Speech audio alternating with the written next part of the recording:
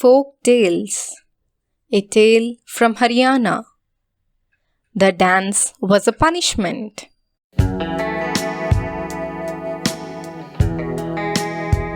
Hiralal was hardly 10 years old when he lost both his parents. They were struck by lightning as they were working in the fields.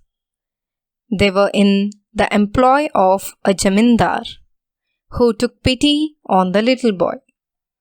He now began to live with the zamindar's family, who gave him food and a corner in their large house to sleep. The zamindar's wife, though a kind lady, however, did not fail to take work from him. He was given all kinds of chores to do. He did not mind attending to whatever work was entrusted to him. After all, he was given food 3 times a day, and he could rest whenever the family rested.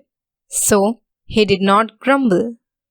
After 2 years, the zamindar found Hiralal had grown sturdy and thought he could be more usefully employed on the farm, where he had engaged 2 laborers after the tragic death of Hiralal's parents. He dispensed with the services of one laborer and asked Hiralal to help the other. The boy now found that he had to work from morning till evening without any rest, except when he was eating his lunch packed and given to him by the zamindar's wife before he left the house in the morning. The other farm hand was a lazy fellow, and every now and then he would go and sit down in the shade of a big tree to chew pan that he carried with him. As days went by, the man would also lie down and sleep for a while ensuring that Hiralal continued with his work. He thought it would not be prudent to complain to his master about the farmhand, but he decided that he would not continue to stay with the zamindar and work on the farm. He would go somewhere else and live on his own. So, one fine morning, he made a bundle of his clothes and presented himself before the zamindar. He was surprised to see Hiralal not in the casual dress he put on when he went for work on the farm. He also noticed the bundle slung across the boy's shoulders. "What's happening? Where are you off to, Hiralal?" he inquired with some anxiety. The anxiety was over his doubt how he would find a substitute to work on his farm. "Babuji, I am grateful to you for looking after me for the last 5 years. Now I must look after myself. I shall never forget whatever you have done for me."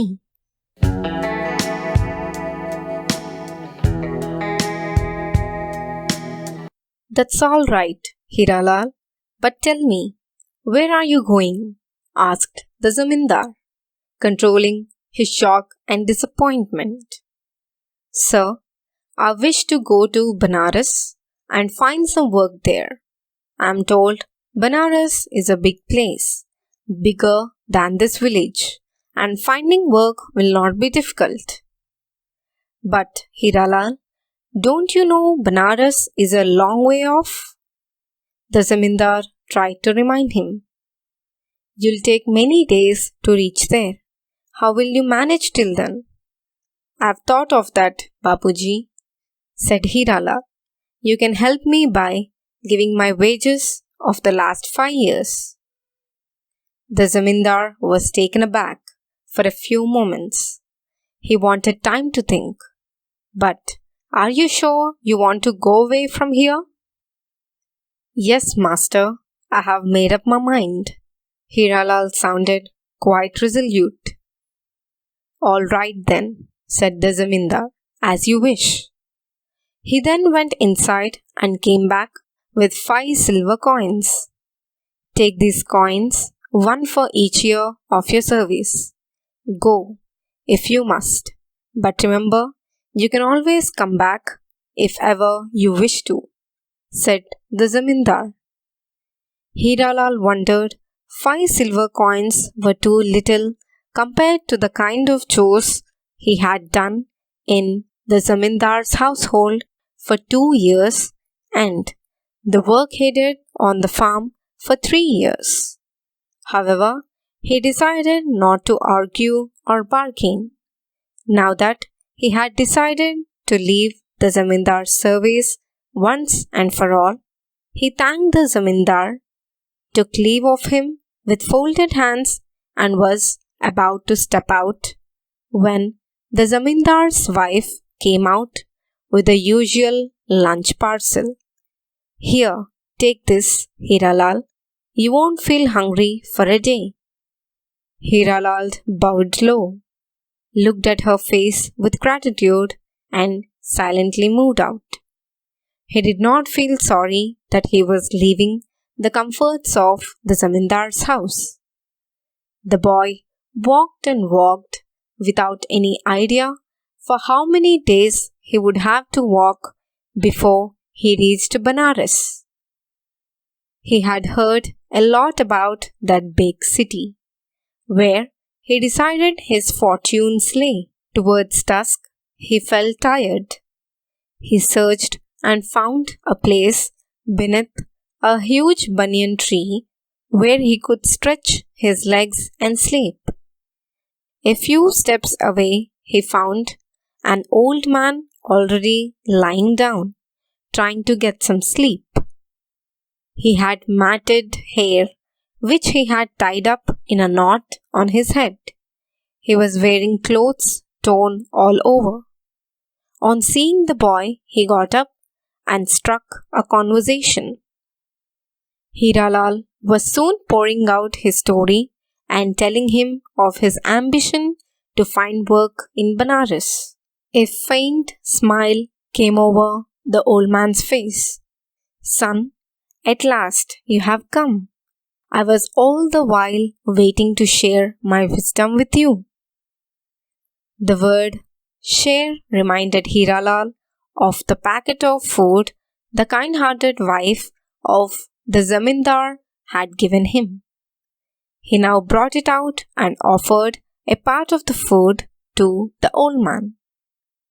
As the two ate, Hiralal wondered what kind of wisdom his new-found guru would impart to him.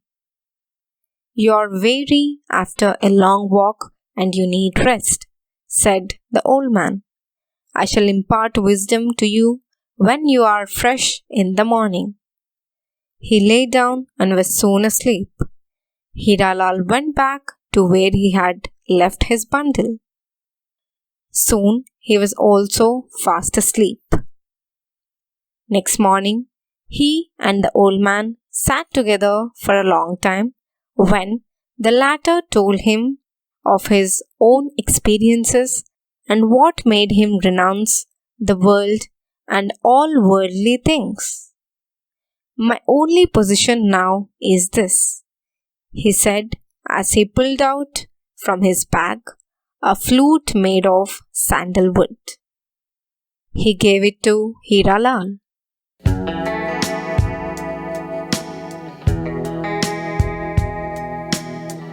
The boy took the flute in his hands and said, "But I don't know how to play, O wise one." "Ah, I haven't yet told you about it," responded the old man. "You have only to blow into it, and the flute will bring out music. Anyone who listens to the music will start dancing. That's the power of its music.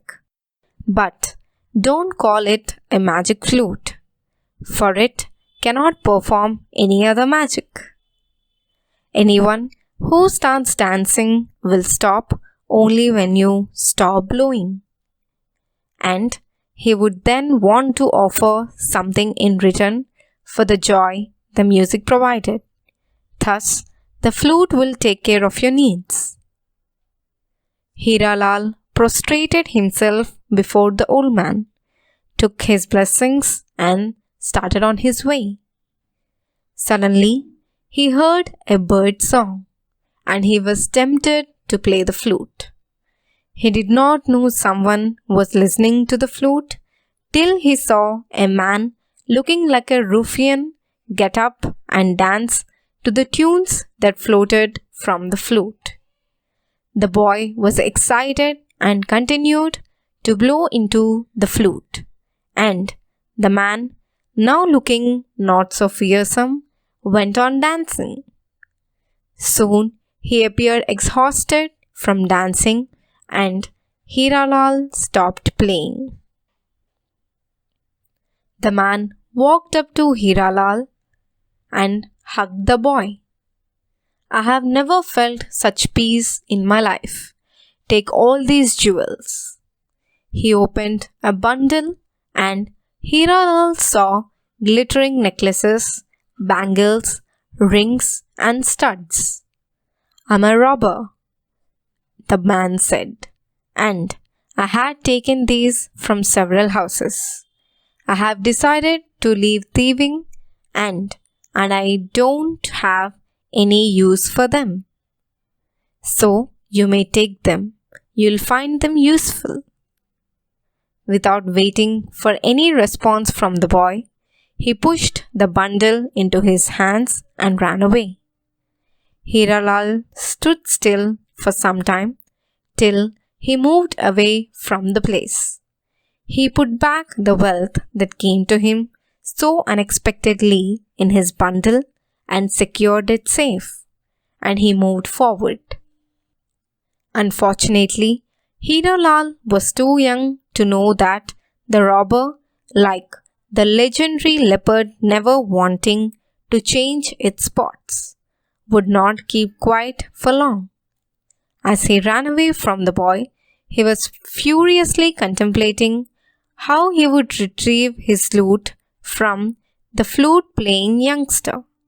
He first thought of stealing the flute itself, but he did not know how to play a flute. No, he should only try to deprive the boy of the jewels, and it should not look like another robbery. By now, he had reached the next village. He disguised himself as a merchant and went straight to the village chief, the Sarpanch. He cooked up a story and ended his narration saying, "This chit of a boy thus tricked me and stole my jewels. I am ruined." He managed to bring out some crocodile tears which trickled down his cheeks. "Don't worry, my good friend," assured the village chief. "The boy cannot avoid going through this village. We will apprehend him when he comes here."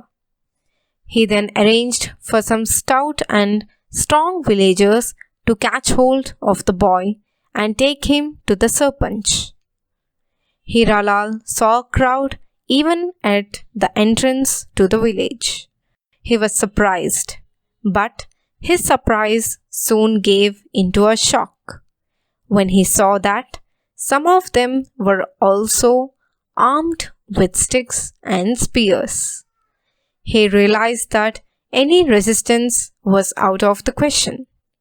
So he meekly allowed himself to be tied by his hands and almost dragged to the presence of the village chief.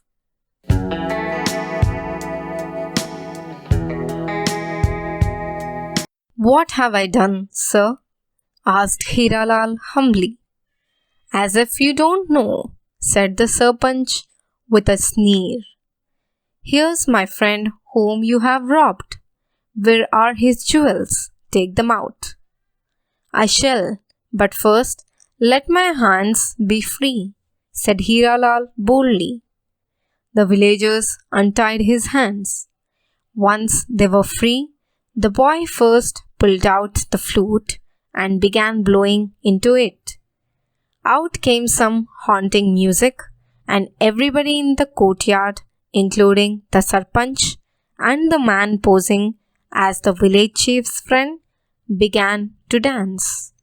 The latter managed to howl, "No, don't allow him to play the flute. He'll never stop." The sarpanch did not understand what the man meant. Had he met the boy earlier? Otherwise, how did he know about the boy's flute? Meanwhile, more villagers had been attracted by the enchanting music, and they all came and joined the crowd in dancing. Hiralal continued to blow, and blow hard he did. He expected the robber, whom he had recognized by now, to make the next move. "Stop! Please stop!" he cried aloud. "Let me confess to my crime." Hiralal took his lips off the flute. The robber waited till his panting stopped and then blurted out, "He's not a thief. I'm the one who robbed people of their jewels. What he has in his bag is the loot I gave to him to make him stop playing the flute. He has already punished me, and I don't want any of you to be punished." The sarpanch heaved a great sigh of relief. By then, Hiralal had pulled out the bag of jewels given to him by the robber before he ran away from him. The boy placed it before the sarpanch and said he promised to stop thieving before he pushed the bag into my hands. Make him promise again in front of all of you that he would turn a new leaf in his life. The robber took a solemn promise. The sarpanch told him, "We are now allowing you to go free, but see that you are not caught red-handed." The crowd just waited to see him disappear from view when they cheered Hiralal. "You are our hero. Please remain with us in this village forever." The sarpanch then said, "Come on, Hiralal. You must first share our food. We shall later fix up a place for your stay here." Hiralal was happy, as there was now no question of his finding a weary way to Benares.